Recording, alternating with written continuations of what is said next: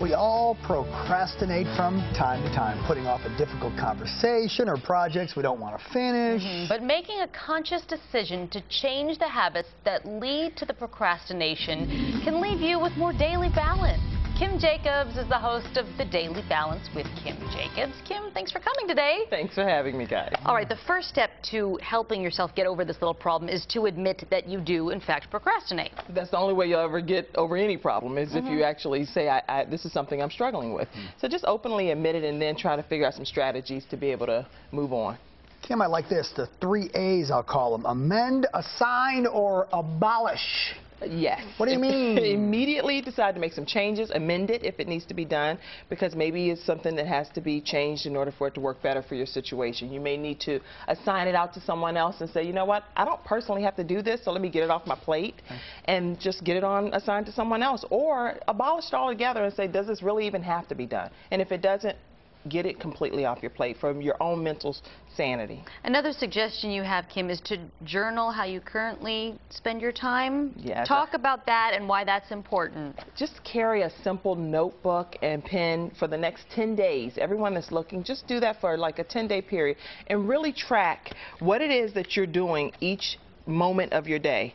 And it may be difficult, but even if you have to go back and later say, what did I do, if you don't get a chance to write it down right at that moment. But like for me, I ironed my children's clothes today. I got my children dressed for camp. I did my hair and makeup and then came here to the studio. I've contacted Les Brown. I've contacted Humpy Wheeler. So stuff like that. What am I doing? Is it necessary or is it fluff? If it's not necessary, maybe it needs to go at the bottom of the list. So that's why, but the benefit in doing that is to see where you're wasting your time. Where are you spending unnecessary time? Facebook.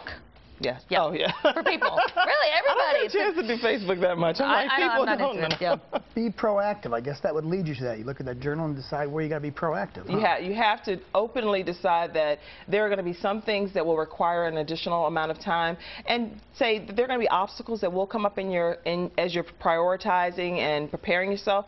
Let's identify what those obstacles may be and be proactive in handling them. That's what I would recommend. Okay. You also say break up bigger projects into smaller projects so it's a little bit more manageable? Yes, like one room I have to clean in my house.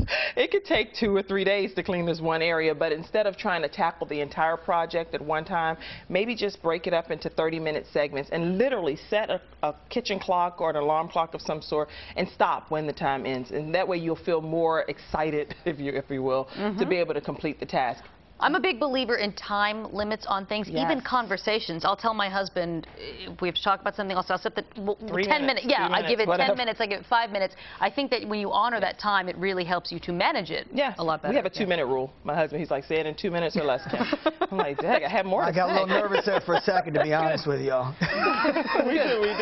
Kim, the right time may never come. What do you mean by the right time may never come? You're not going to be excited, Tanner, about every project that you have to take on. But just again, for the sake of trying to balance your life effectively, you do have to get some things done in order for you to get it off your plate and move on to the next project. Kim Jacobs, thank you so much. You can watch the lovely Kim Jacobs on WTVI Saturdays at 10 a.m. Thank you so much. Thank you. Can't put it off any longer.